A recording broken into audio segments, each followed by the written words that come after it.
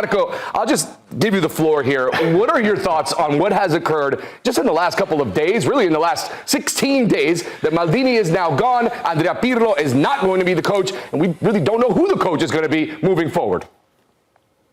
Well, I'm glad, Stefano, we could give you some content and give you some enjoyment after the World Cup. We love to make ourselves look worse than ever. I mean, if it wasn't embarrassing enough to miss 3 consecutive World Cups, we've just completely embarrassed ourselves on the world stage once again. For about 2 weeks, we had some hope that things would be different, that things would change, and that we were building long-term success. Just a few days ago, as you mentioned, we had Paolo Maldini talking about 8 to 10-year plans for the Italian team, how we're going to restructure the youth, how Italy's going to get back to competing with the likes of Spain and France and Argentina. And now we sit here once again totally embarrassed because Maldini resigns after not being allowed to make the decisions that he's wanted to make. And unfortunately, it is surprising that we've gotten here, certainly is surprising, but there's another side that's not surprising at all, because we have seen in the past big figures, major figures come into positions in the Italian Federation, and then they're not given the full autonomy to use their roles and to decide everything. Now, there are a lot of layers to this story, and we could break down the layers, but the overarching theme is that it is a disaster from top to bottom how we've gotten to this situation. Marco, it's insane to me that less than a week ago, we were in this very studio talking about the prospects of change in Italian football. You highlighted Paolo Maldini. He is the key. How detrimental could this be that Maldini, just 16 days, I repeat, taking the job, now he's out and having such a short tenure? How detrimental is this? It's a bad look. Maldini was the beacon of hope. He is who we all wanted, because Maldini does not often associate himself with projects unless he can make change. And so we assumed with Maldini coming in that these real changes would happen.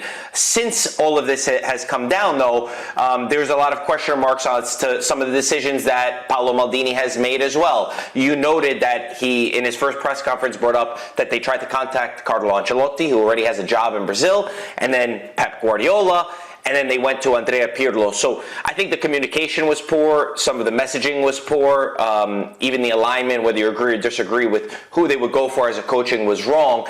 I don't necessarily think that just because Maldini leaves means that there has to be no hope for Italian football. They need to bring in somebody that's also capable of building success long term. Maldini is not the only person in the country of Italy who could properly align a plan. It's just more so the fact of the mismanagement and the way things have gone down. You have to wonder, Italy brought in the federation president, Malagò, who was in charge of the Olympic Committee, because Italian sports are doing extremely well in other areas. He was brought in to revive things. For 2 weeks, he negotiated with Maldini and Leonardo. We would have assumed they went through every possibility. How did they not talk through all these decisions? And at the first hurdle, the first disagreement, it's completely thrown away. They've thrown away all of that work. So there certainly is hope if the proper change would come, but this was a terrible start to a new tenure.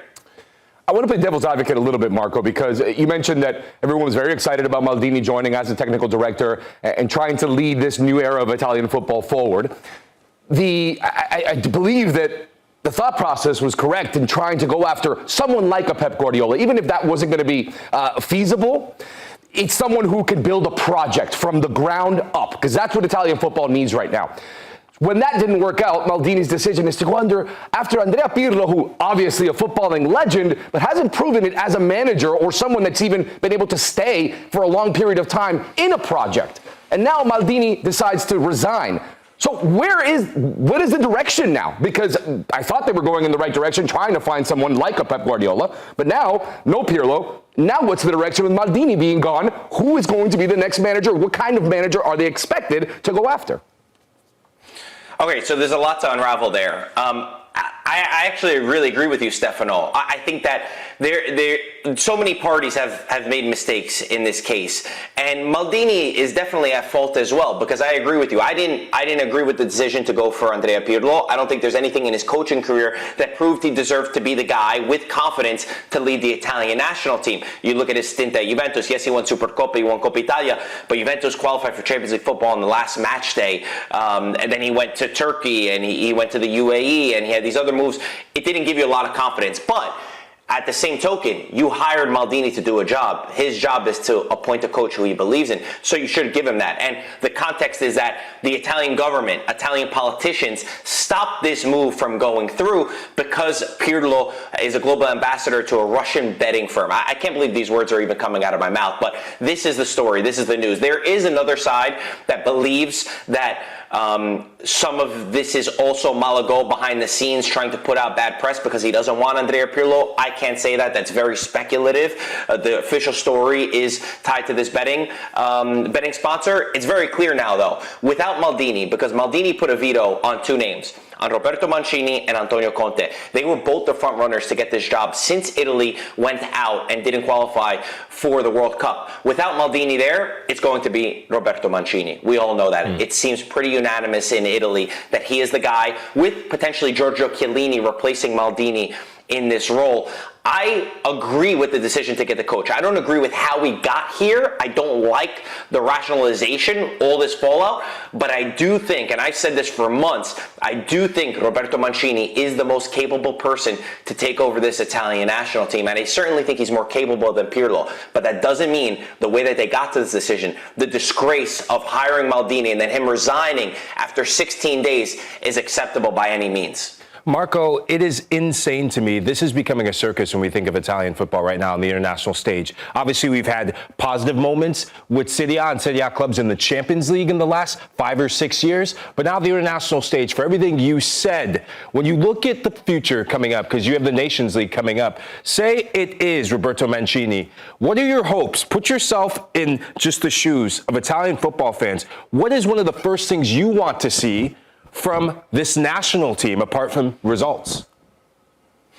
So the great thing of what Roberto Mancini did when he led us to winning the Euros, and he had the longest unbeaten streak in international football until Spain just won the Euros. So he built something incredible. It was a team that played on the forefront, possession-based football, very modern, 4-3-3. He actually enforced from the U21s down that Italy has to play a 4-3-3 formation because he said it would be a better transition for the young kids to play in the first team, which makes a lot of sense. We see all of the top international teams like Spain do that. He was not scared to get young players into the team. He would make call-ups that weren't popular names. He was looking at dual nationals, Retegui, even other players that he was trying to convince to play for the Italian national team. He was very open-minded with this, and I think that is what I want to see. I just want to see a sustainable project. I want to see in Italy that, okay, even if they don't do well in Nations League, for me, it's not about getting the results right away. It's what are we building towards? What's the style of football? What do we look like? Where are we going? And at least with Mancini, you could understand that. He played with wingers, a 4-3-3 formation. Again, all things that were adapted to where modern football is going. So I think that from the footballing side, Mancini makes the most amount of sense. And he does have his faults. He did make his mistakes. He left the Italian national team and took a job in Saudi Arabia for a big money move to coach the Saudi national team. He has come out and since said that the reason why he did that is because the federation president was trying to put his finger on his roster and change his coaching staff and have too much oversight. That is a hurdle that Italians will have to get over. But I do think at this point we need to accept it's Mancini, and I do think it could be a sort of blessing in disguise. As unfortunate it is for me to have to say it in these terms, I do think he is the most capable guy to take over this team. Whoever it is, if it's Mancini or whoever may be leading this Italian national team, have about 2 months to get ready for UEFA Nations League against Belgium, September 25th. Not a whole lot of time. And for Marco's sake, hope that things will start to calm down and we can get someone in there. Marco, thanks for joining us, my man. Anytime, guys. Let's keep the conversation going here, Mike. You heard Marco mention it there, where it needs to be revamped. This entire federation needs to be revamped from the bottom up, and it starts with the youth teams, which Italy has struggled to get some of those players through into Serie A, into the first team. That needs to be the first target for anybody who is going to be taking over if it is Mancini. Yeah, look, we saw this World Cup and this past World Cup, and I think we see it on the international stage, and I think we're going to see it on the international stage from here on out. Football and success starts at the top and then filters its way all the way down. Right now, when I look at Italy, it pains me to think of Italian football fans. We have a lot here at the Golazo Network. Obviously, we have the rights to Serie A, to think that it was 5 years and over 2 weeks ago that Italy were crowned European champions at Wembley Stadium against the hosts, England. And so there might be a little bit of positivity when you think of Roberto Mancini coming in. And for everything Marco said about the unity, the big thing that I saw was that Roberto Mancini, even though Italy had a defensive core that were veterans, there were young players that are the talk of Italian football now. Your Sandro Tonali's got their debuts under Mancini. Locatelli got his debut. You think of, the amount of players that play for Inter that gotten their debuts, Bastoni's, who I'm thinking of as well. But for me, right now where I think of Italian football is broken. It is absolutely broken on the international stage, and the federation is broken. To go through 3 managers in 3 years is insane for me. To think of a country that's won 4 World Cups and 10 managers now since they last won the World Cup in 2006.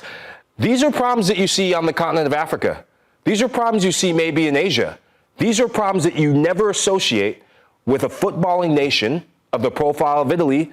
And I just fear for Italians. I fear for the passion that they have. I fear for the young players coming through the system, that football and opportunities aren't just passing them by. I think football as a whole is passing Italy by. And if they want to make it 64 teams, I guarantee you right now, with the way Italian football is, I would doubt that Italy even makes the World Cup with 64 teams. Expand the number, but the same issues remain with Italian football. It starts at the very top. Remember these words: success will never come Italy's way until they fix the problems at the top.